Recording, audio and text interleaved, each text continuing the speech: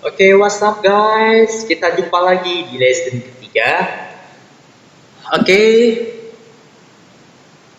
di sini kita sudah memasuki lesson ketiga or lesson 3. Oke, di sini kita akan belajar tentang kata yang menerangkan atau menyifatkan. Oke, kata yang menerangkan atau menyifatkan. Oke, sebelum kita masuk dalam materi pembelajarannya, di sini kita akan menerangkan dulu kata yang menerangkan atau menyifatkan. Oke, kata yang menerangkan atau menyifatkan itu yaitu kata yang menyatakan sifat dari benda sesuatu atau dari hal atau dari orang, yaitu menyifatkan sesuatu benda, orang atau hal-hal yang lain. Oke, jadi dalam bahasa Inggris biasanya kata-kata yang menyifatkan yaitu ditempatkan di belakang kata benda yang akan disifatkan, Oke, mari kita masuk dalam materinya. Contohnya, oke, di sini saya sudah memberikan contoh kalimat yang menyifatkan. Oke, jadi, oke, di sini contoh dalam bahasa Indonesia, rumah itu sangat besar. Oke, teman-teman sudah bisa lihat yang mana kata-kata yang menyifatkan, yaitu kata-kata yang menyifatkan itu adalah besar. Oke. Sedangkan benda yang disifatkan adalah rumah. Nah, oke. Jadi biasanya orang Indonesia, apabila kita ini menyatakan ke dalam bahasa Inggris, langsung kita sambung seperti bahasa Indonesia. Itu jelas-jelas salah dalam penyusunan kalimat bahasa Inggris, karena bahasa Inggris ini tidak bisa disusun seperti susunan bahasa Indonesia. Dia punya rumusnya tersendiri. Oke, di sini kita akan jelaskan. Oke, rumah itu sangat besar. Jadi biasanya kalau kita orang awam, langsung kita menyambung. Oke, rumah, house, itu, that, sangat, very, besar, big. Oke, ini adalah cara penyusunan kalimat bahasa Inggris yang salah. Oke, tidak bisa dibuat seperti itu. Oke, jadi ini kalimatnya salah. Oke, jadi kenapa salah? Oke, jadi yang betul kalimatnya yaitu di sini, yaitu ini. That house is very big. Oke, that house is very big. Jadi kalau misalnya kita terjemahkan ke dalam bahasa Indonesia, that house is very big. That itu house, rumah, ini adalah tubinya, very big, sangat besar. Oke, jadi itu rumah sangat besar. That house is very big. Oke, tapi dalam bahasa Inggris, apabila subjeknya sesuatu atau benda dan di depannya ada itunya ini, itu yang artinya that, harus ditempatkan di belakang sesuatu kata benda yang diterangkan itu. Oke, seperti ini. That ini harus ditempatkan di belakang house. House ini rumah. Is ini adalah to be dari host, yang host itu adalah artinya rumah. Jadi to be-nya is. Kenapa ada is? Karena di sini very big. Oke, karena keterangannya atau sifatnya very big yang tidak ada kata kerja. Kalau misalnya di depan subjek tidak ada kata kerja, kita harus menambahkan to be dari subjek tersebut. Oke. Oke, teman-teman, bisa dipahami? Oke. Saya jelaskan sekali lagi. Oke. Rumah. Ini. House itu ditempatkan di belakang rumah. That. Is ini yaitu to be dari house yang artinya rumah. Oke. Very big, very sangat big, besar. Jadi sangat besar. That house is very big. Oke. Inilah kata-kata yang benar. Ini adalah kata yang benar dalam bahasa Inggris, sedangkan ini yaitu salah. Jadi kata yang benar apabila kita ingin menyatakan rumah itu sangat besar, jadi kalimat yang benarnya yaitu adalah that house is very big. Oke. Jadi sekarang ada lagi contoh kalimatnya. Oke. Yaitu contoh kalimat penyifatan. Oke, di sini coba teman-teman lihat. Mobil ini mahal, jadi sifatnya mahal. Mobil ini adalah sifatnya mahal. Oke, jadi dalam bahasa Inggris harus this car is expensive.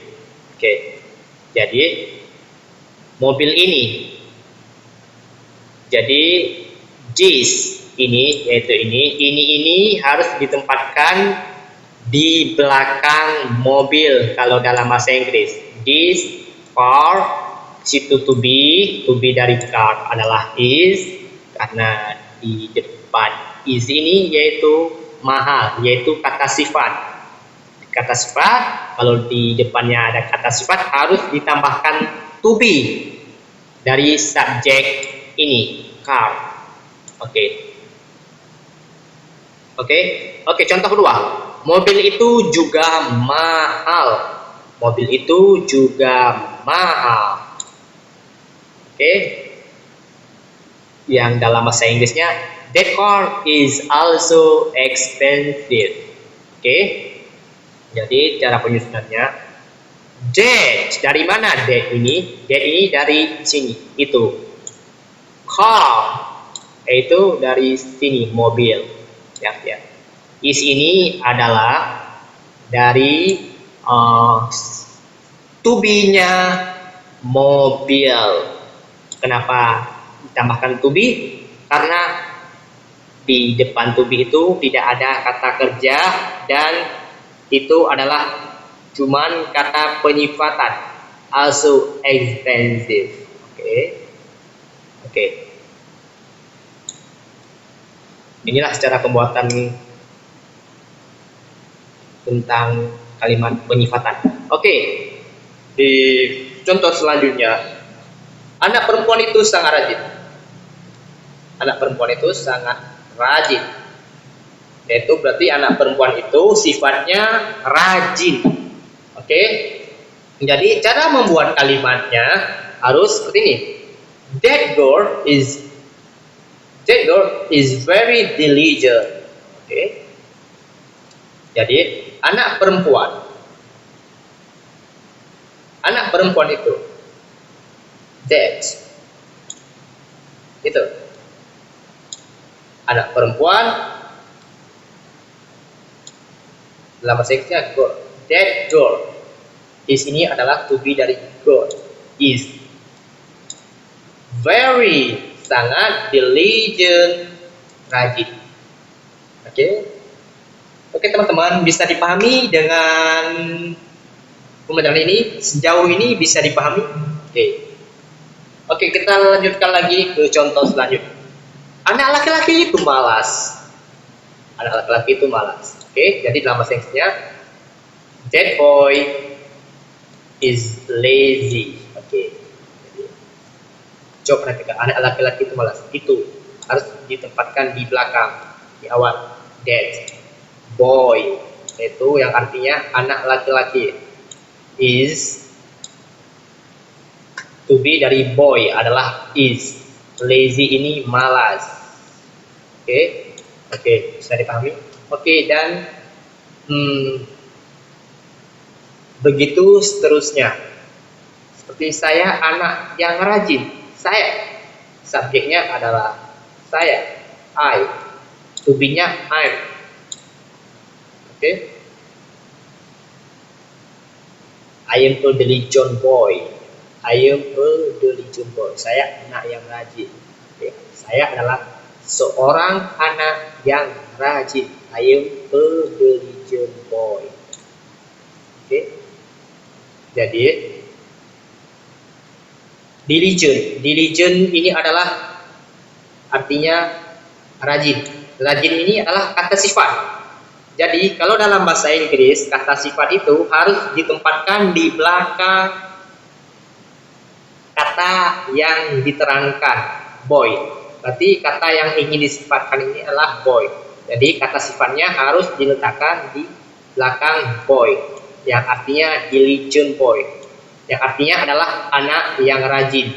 Diligent ini adalah rajin. Boy ini adalah anak laki-laki. Oke. I am a diligent boy. Dan juga ini contoh selanjutnya, mereka sangat pintar. They are very smart. Mereka sangat pintar.